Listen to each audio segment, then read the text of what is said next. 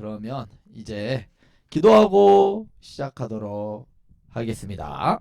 사랑의 하나님 감사합니다. 오늘 우리 구역장님들과 함께 하나님의 말씀을 나누며 또한 살펴볼 때 하나님께서 지혜를 더하여 주셔서 우리 마음에 하나님의 말씀을 대할 때 뜨거움이 있게 하여 주시고 깨달음이 있게 하여 주시옵소서. 그리하여 깨닫고 뜨거운 그 마음을 가지고 우리 구역원들과 함께 나눌 때에 그곳에서 하나님께서 더 큰 은혜를 부어 주시옵소서. 예수님의 이름으로 기도드립니다. 아멘. 자, 오늘 이제 말씀의 제목은 사탄의 공격 무기라는 제목으로 할 텐데요. 사탄은 과연 무엇으로 우리를 공격하는가에 대한 관점으로 이제 살펴볼 텐데요. 자, 말씀은 누가복음 4장 5절부터 지금 8절로 되어 있지만 마지막 13절까지 아마 잡혀 있을 거예요. 이번 주부터 마태복음 4장 5절부터 13절까지 우리 잡혀 있는데요. 우리 누가 한번 읽어줄까요? 우리 다들 일을 하시는 것 같아서 좀 피치 못하게 성경 읽지 못하고 듣기만 하시는 분들이 많으신 것 같아요. 자, 어, 우리 마이크 키신 김에 우리 유혜경 집사님 읽어주세요. 마태복음 4장 5절부터 13절 한번 읽어주시면 감사하겠습니다.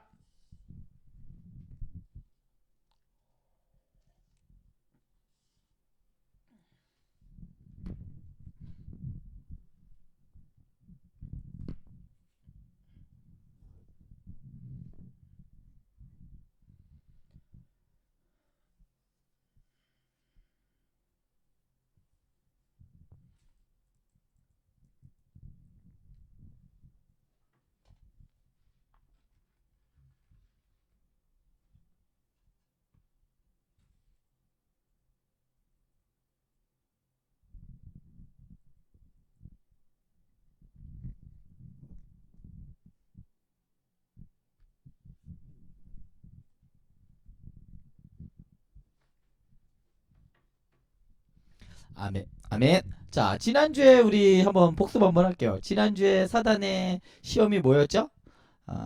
돌들로 떡을 어, 떡이 되게 하라라는 그런 시험이었죠. 두 번째, 오늘은 두 번째 시험인데요. 과연 두 번째 시험 보기에 앞서서 어, 오늘은 제가 두 번째 시험에 대해서 두 번째 시험에 대해서 말씀드리지만 어, 말씀하실 때 담임 목사님 관점으로는 세 번째 시험에 대해서 두 번째와 세 번째 시험에 대해서 같이 말씀해 주실 거예요. 근데 양이 많기 때문에 오늘 저는 두 번째 시험 관점으로 두 번째 시험 중심으로 한번 살펴볼 텐데요. 두 번째 시험은 뭘까요? 보면 5절에 보이죠? 마귀가 또 예수를 이끌고 올라가서 순식간에 천하 만국을 보이며 이르되 모든 권위와 그 영광을 내게 주리라. 그러면서 어떻게 하라? 내게 다 절하라 하라고 하면서 두 번째 시험을 줍니다. 자, 여기서 마귀가 이 두 번째 시험과 누가복음에 있는 시험과 마태복음에 있는 시험을 한번 살펴봤으면 좋겠어요. 마태복음 4장 8절에 보면요. 이렇게 나옵니다. 마귀가 또 그를 데리고 지극히 높은 산으로 가서 천하만국과 그 영광을 보였다라고 나와요. 그러면 마태복음 4장 8절에서는 이 시험에 대해서 요렇게 나오는데 그러면 오늘 말씀 5절에서는 또 이렇게 비교를 해볼 수가 있겠죠. 마귀가 또 예수를 이끌고 올라가서 순식간에 천하만국을 보였다라고 해요.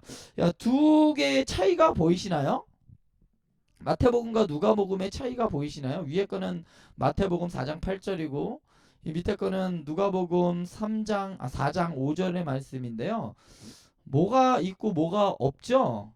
처음에 보면 마태복음 4장 8절에서는 지극히 높은 산으로 데려갔다라고 하는데 누가복음에서는 지극히 높은 산은 아니에요. 그냥 순식간에라고 이야기를 합니다. 마태복음 4장 8절에서 이 높은 산을 보면 성전산일 것이다라고 이야기를 해요. 성전산으로 올라가서 그것을 보여줬다. 그래서 마태는 주로 서술을 할 때 역사적으로 사실적인 것들을 묘사하는데 집중을 해서 마태는 기록을 한 반면에 누가는 누가는 좀 달라요. 순식간에 했다라고 이야기를 하는 것은 이게 순식간에 어디로 끌고 올라가서 천하만국을 순식간에 보여줬다라는 것은 이것은 사실 그 어떻게 올라갔는지 잘 모르겠죠. 순식간에라고 하는 이 말 속에는 이 모든 것들이 어떤 특징을 가지고 있냐? 영적으로 했다. 누가는 영적인 측면에서 기술하고 있다라는 것을 보여주고 있습니다. 자, 사탄이 무엇을 보여줬냐면요. 천하만국을 보여줬습니다. 천하만국이라는 말이 또 어디 나오냐면요. 누가복음 2장 1절에 나옵니다. 누가복음 2장 1절에 보면요. 뭐 할 때 나오냐면 자, 그때에 가이사 아구스도가 영을 내려 천하로 다 호적하라 하였으니 해서 이 천하만국이라고 사단이 했던 그 천하만국이라는 말과 여기서 가이사 아우구스가 내렸던 이 천하로 다 호적하게 하리라 했던 이 천하와 같은 말이에요. 그러니까 사단이 보여줬던 것과 사단이 보여준 그 세계와 그 로마의 그 황제가 가지고 있던 천하라는 것이 같은 의미로 사용된 거죠. 천하는 누구의 것이다? 로마 황제의 입에서는 황제의 것이었고 사단은 또 누구 것이다? 그건 내 것이다라는 것이죠.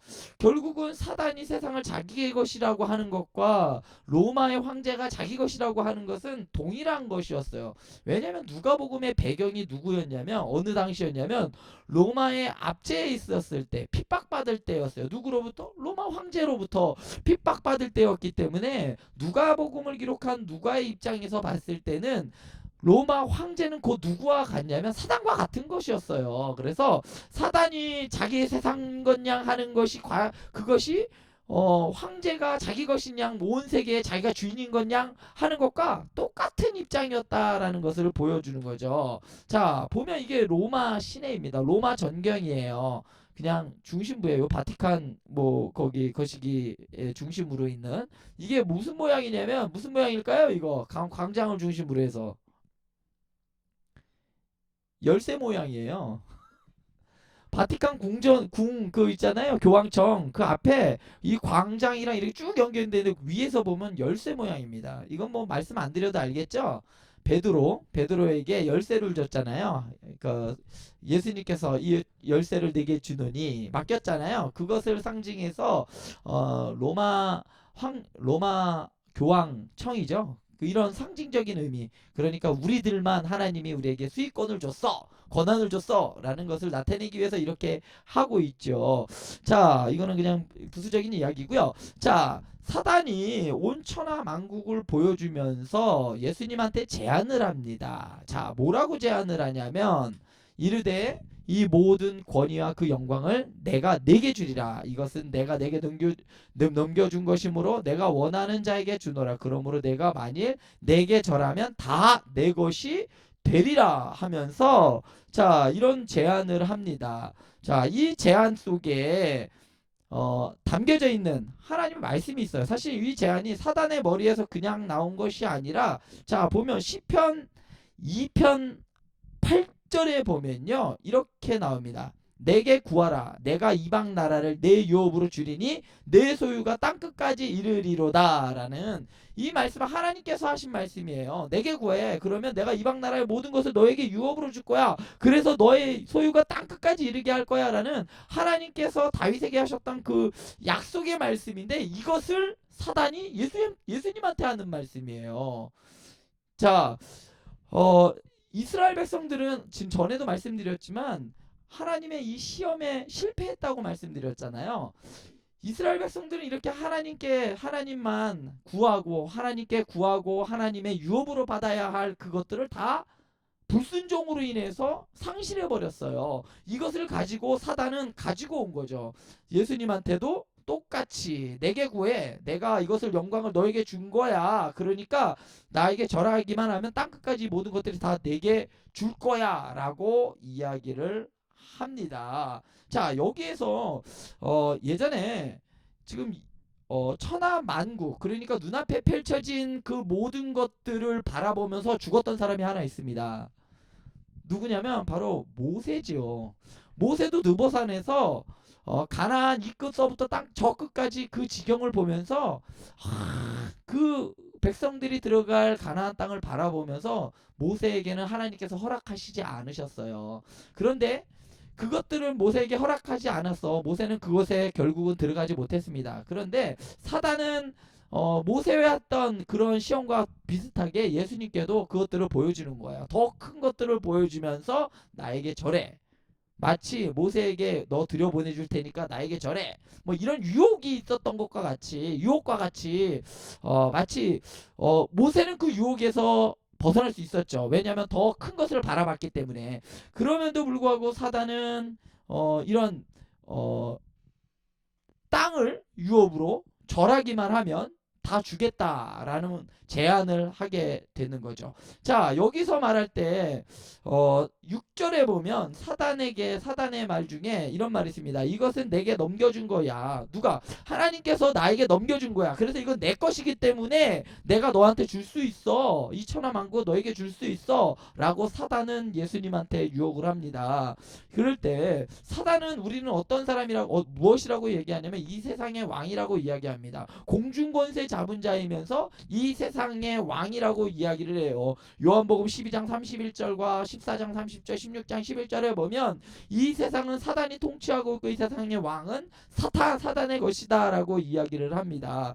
그래서 사단은 어떤 능력이 있느냐면 자기를 섬기는 자에게 상을 줄 수 있는 사람이에요. 줄 수 있습니다. 사탄은. 그래서 자기를 추종하는 사람들에게 상을 주기도 해요. 실제로 이런 일들이 언제 있었냐면 우리가 잘 알고 있는 바와 같이 엘리야와 850대 1에 바알 그 갈멜산에서 그런 일들이 있었잖아요. 그때 바알의 제사장들과 아사랴의 제사장들이 왜 그렇게 미쳐 날뛰었냐면 몸을 찢고 왜 그랬냐면 그럴 때마다 사단이 실제로 그런 능력을 보여줬기 때문에 자기들이 경험했었기 때문에 그렇게 했던 거예요. 그러니까 자기를 잘 섬기는 자에게 그런 이적도 보여주고 기적도 보여줍니다. 그러니까 병든 자도 낫게 할 수 있어요, 사단은.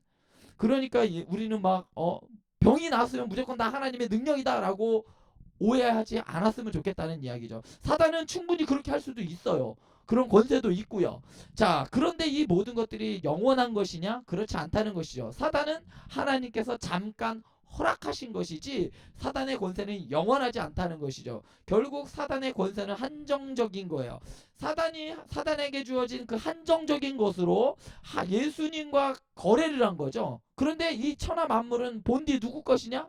사단의 것이 아니라 본 주인이 따로 있는 것이죠. 원래 주인은 예수 그리스도, 예수님 겁니다. 그럼에도 불구하고 사단은 자기 거인 양 그렇게 속이고 그것을 얻어내려고 한 것이죠. 자, 예수님이 있는 그 하나님의 아들로서의 그리고 이 땅에 만왕의 왕으로서의 그 지위를 자신 밑으로 끌어내리기 위한 사단의 유혹이었던 것이죠.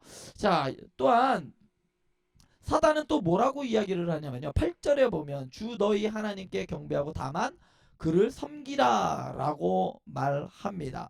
자, 어떻게 하라고? 주 너희 하나님께만 경배하고 다만 오직 그를 섬기라 라고 예수님께서는 말씀을 하십니다. 사단이 야, 너 나에게 경배해. 그럼 내가 이 모든 것을 다 줄게 라고 할 때 예수님께서 8절의 말씀을 통해서 이기시는데요. 이 말씀은요. 어디 있는 말씀이냐면요. 신명기에 있는 말씀입니다. 자, 주 너희 하나님께 경배하고 다만 오직 그를 섬겨라. 다만이라는 말은 오직이라는 말이에요. 그래서 다만이라는 말보다 저는 오직이라는 말을 더 좋아합니다.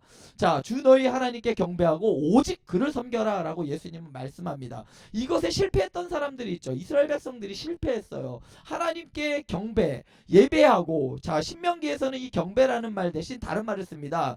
경외라는 말을 써요. 원래는 하나님을 경외해야 돼요. 그런데 자, 사탄이 예수님께 너 나한테 경배해 라고 했기 때문에 예수님께서는 경배라는 말 썼지, 원래 신명기 13장 15절에 보면 6장 13절에서 15절 보면 이렇게 나옵니다. 내 하나님 여호와를 경외하며 그를 섬기며 그의 이름으로 맹세할 것이니라. 너희는 다른 신들 곧 내 사면에 있는 백성의 신들을 따르지 말라. 너희 중에 계신 너희 하나님 여호와는 질투하시는 하나님인즉 너희의 하나님 여호와께서 내게 진노하사 너를 지면에서 멸절시키실까 두려워하노라. 자, 이 말씀은 무엇과 연관되어 있느냐면요, 바로 우상숭배와 연관되어 있는 말씀입니다. 자, 우상숭배와 철저히 연관되어 있는 건데요, 이스라엘 백성들은 이 우상숭배에 철저하게 무너졌습니다. 우리 잘 알고 있는 우리 구역장님도 잘 알고 있는 솔로몬조차도 이 우상숭배에서 철저하게 무너졌고, 어찌 보면 이스라엘을 그 우상숭배의 길로 접어들게 만든 아주 결정적인 역할을 했던 사람이 솔로몬이에요. 애굽의 공주를 왕비로 받아들임으로 해서 애굽의 모든 신들이 또 왔죠. 그리고 솔로몬은 정략 결혼을 했어요. 수많은 후궁들을 넣어서 후궁들이 섬기는 신들을 다 받아들이고, 그 솔로몬의 성전 주위에, 그러니까 예루살렘 성전 주위에 수많은 신당들을 지었던 사람이 솔로몬이에요. 이스라엘 백성들이 결국은 이 우상숭배에 넘어졌습니다. 그렇기 때문에 사단은 이 우상숭배에 대한 것으로 예수님께 도전을 했던 거예요. 나를 섬겨. 이스라엘 백성들이 그 옛날 구약시대에 우상숭배로 인해서 사단을 섬기고 우상숭배를 섬겨서 다 걸려 넘어졌던 그것과 같이 예수님한테도 나를 경배해, 그럼 너에게 모든 것을 다 줄게 라고 하면서 예수님을 유혹을 합니다. 그렇지만 예수님께서는 어떻게 하라? 하나님만 경배하고 하나님만 섬겨라 라고 말합니다. 이스라엘 백성들이 실패했던 그 지점에서 예수님께서는 말씀으로 이 모든 것들을 이긴 것이죠. 그런데 예수님께서 이 땅에 오셨던 이 모습들을 보고 우리는 당연히 예수님은 메시아이고 구세주로 이 땅에 오셨다라고 생각하지만, 유대인들은 그렇게 생각하지 않았습니다. 유대인들의 전통적인 메시아 사상은 어땠냐면요, 어떤 왕이어야 되냐면 다윗과 같이 이렇게 강력한 나라를 세울 수 있는 왕, 그러니까 로마 시대를 종식시키고 로마로부터 그 압제를 건져내서 강력한 왕국을 세우는 메시아를 기대를 했습니다. 또 어떤 메시아를 기다렸냐면 모세와 같이 자신들을 이끌고 가나안 땅으로 인도할, 그러니까 우리들 민족만의 왕을 원했던 것이죠. 그런데 예수님께서는 이러한 것들을 보여주시지 않아요. 예수님께서 행하셨던 것들, 예수님이 행했던 것들과 유대인들의 생각과는 전혀 다릅니다. 유대인들은 이런 왕을 원했지만 예수님께서는 전혀 군사들을 모으지 않았어요. 그리고 전혀 통치하려고 보이지도 않았어요. 또 오히려 모세와 같이 민족을 이끌 것처럼도 보이지 않았어요. 그랬기 때문에 세례 요한은 저분이 당신이 정말 메시아 맞습니까? 라고 해서 제자들을 통해서 물어보기까지 했던 게 바로 유대인들, 세례 요한이 가지고 있던 그런 생각과도 달랐기 때문이에요. 그들이 기다렸던 메시아는 이런 예수님의 그런 모습처럼 오는 메시아가 결코 아니었기 때문에 이스라엘 백성들, 특히 세례 요한은 그렇게 물어봤던 겁니다. 예수님의 제자들도 마찬가지였어요. 결국 3년 동안 쫓아다녔지만 그들이 원했던 것은 뭐였냐면, 당신의 나라가 임할 때 나는 오른쪽, 내 아들은 얘는 오른쪽, 얘는 왼쪽에 놓게 해주십시오 라고 하면서 강력한 왕국에 대한 소망을, 그러한 메시아를 기다렸던 것이죠. 그런데 예수님은 그렇지 않았어요. 예수님은 어떤 메시아로 왔었냐면, 불순종하고, 그리고 하나님 불순종으로 인해서, 그리고 우상숭배로 인해서 순종에 실패한, 하나님의 말씀에 실패했던 그 이스라엘 백성들을, 그로 인해 있던 그 죄악들을 해결하시기 위해서, 없애기 위해서, 처리하시기 위해서 완전한 말씀에 대한 순종으로 이 땅에 오신 분이 바로 예수님이라는 뜻이죠. 예수님이라는 것이죠. 자, 예수님의 두 번째 시험은 바로 이 경배에 대한 부분이었습니다. 이스라엘 백성들이 우상 숭배하고 하나님을 경배하고 하나님께 예배에 실패했기 때문에 예수님께서는 그 부분에 대해서 말씀으로 이기셨던 것이죠. 자, 우리가 예배가 얼마만큼 중요하느냐. 예배에 성공하지 못하면 우상 숭배로 갈 가능성이 상당히 높습니다. 이스라엘 백성들이 하나님을 섬기고 하나님을 따르는 거 예배하는 것에 실패했기 때문에 누구를 섬겼냐? 우상을 섬길 수밖에 없었던 것이죠. 자, 두 번째 시험에는 이러한 배경들이 있습니다. 그래서 이제 나눔지에 나오는 첫 번째 질문은, 자, 예수님은 지금까지 어떤 시험들을 받으시는지 세 가지 시험에 대해서 이제 기술하라고 나옵니다. 첫 번째로 돌을 떡으로 만들어 먹으라 라는 시험이 있었고요. 자, 그리고 오늘 방금 살펴봤던 내게 절하라. 그리고 다음 주에 살펴볼 뛰어내려라 라는, 성전 꼭대기에서 뛰어내려라 라는, 이렇게 세 가지 시험을 예수님께서는 받으셨습니다. 그리고 자, 사단은 무엇으로 예수님을 공격하고 있나요? 아까도 살펴봤듯이 시편에 있는 말씀을 인용을 했고 또 신명기에 있는 말씀을 인용해서 사단은 예수님을 공격하는데, 뭐로 공격하느냐? 사단은 하나님의 말씀, 우리가 알고 있는 그 말씀 가지고 그것을 비틀어서 공격을 하고 있는 거죠. 이게 무엇과 같냐면요, 아담과 하와를 유혹했던 뱀의, 그러니까 그 아담과 하와를 유혹했던 사단의 그 유혹과 거의 비슷해요. 하나님의 말씀인데 온전한 하나님의 말씀이 아니라 뭔가 다른 말씀, 한 끗이 다른, 우리가 잘 분간하지 모르면, 말씀을 잘 모르면 우리도 넘어질 수 있는 말씀으로 사단이 이 아담과 하와를 유혹하여 걸려 넘어지게 했듯이, 그런 똑같은 방법으로 사단은 예수님을 하나님의 말씀으로 공격하는 것 같지만 그 말씀을 비틀고 빼고 넣고 이렇게 해서 예수님을 유혹했다는 거죠. 무엇으로? 하나님의 말씀을 가지고 유혹하고 공격을 했습니다. 자, 세 번째 문제는, 자, 예수님이 말씀으로만 대응하신 이유는 무엇일까요? 왜 예수님께서는 다른 것으로 하지 않고 왜 말씀으로만 대응하셨을까요? 자, 오늘 말씀의 가운데서도 예수님께서는 말씀으로만 대응을 하시죠. 왜 그랬냐면 하나님의 말씀이 오직 그 하나님의 유일한 하나님의 것이기 때문에, 하나님의 권위를 가진 유일한 것, 우리들이 사단의 권세를 이길 수 있는 것은 하나님의 말씀밖에 없기 때문에 예수님께서는 우리에게 그런 것들을 보여주신 거죠. 내가 말씀으로 이기시고 예수님께서 말씀으로 이기셨어요. 그것도 뭐냐면 그 유혹에서 넘어졌던 것을 말씀의 온전한 순종을 통해서 이기셨던 것과 같이 우리도 말씀으로 이기시길 원하셨기 때문에 예수님께서는 말씀으로 대응을 하셨습니다. 자, 네 번째 질문은요, 성경을 이용한 사단의 유혹을 이기기 위해서 우리는 어떻게 해야 할까요? 자, 말씀을 이렇게 사단이 하나하나 이렇게 좀 바꿔서 우리를 공격합니다. 이런 사람들이 있죠, 사실은. 말씀을 들고 와요, 우리한테. 혹시 이런 말씀 있어요? 이런 거 아세요?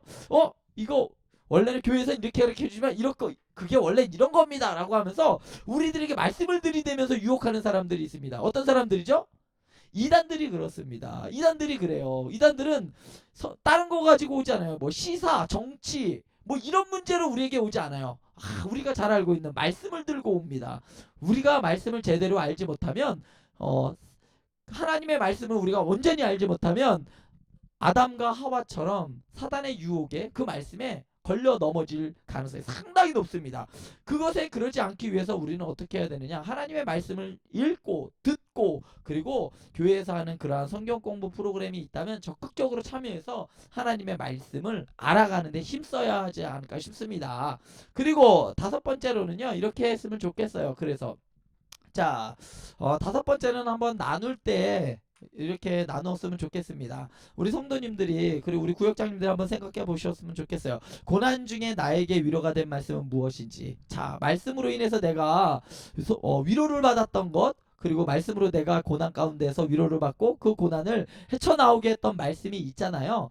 그런 말씀이 무엇이 있는지 한번, 그런 상황이나 이런 상황에 이런 말씀이 나에게 위로가 돼서 내가 그 상황을 내가 이겨냈어요 하면서 함께 우리 구역원들하고 나누었으면 좋겠습니다. 자, 이렇게 이번 주는 나눠주셨으면 좋겠습니다. 자, 이번 주는 두 번째 시험을 가지고 했지만 설교 본문은 5절부터 누가복음 4장 5절부터 10 몇 절까지죠. 그렇게 잡혀 있습니다. 13절까지 잡혀 있어요. 담임 목사님 설교 속에는 세 번째 시험도 나올 수 있고요. 두 번째 시험도 같이 나오기 때문에 그렇습니다. 자, 오늘 두 번째 시험 살펴봤고요. 다음 주에는 세 번째 시험을 한번 좀 중점적으로 한번 살펴보도록 하겠습니다.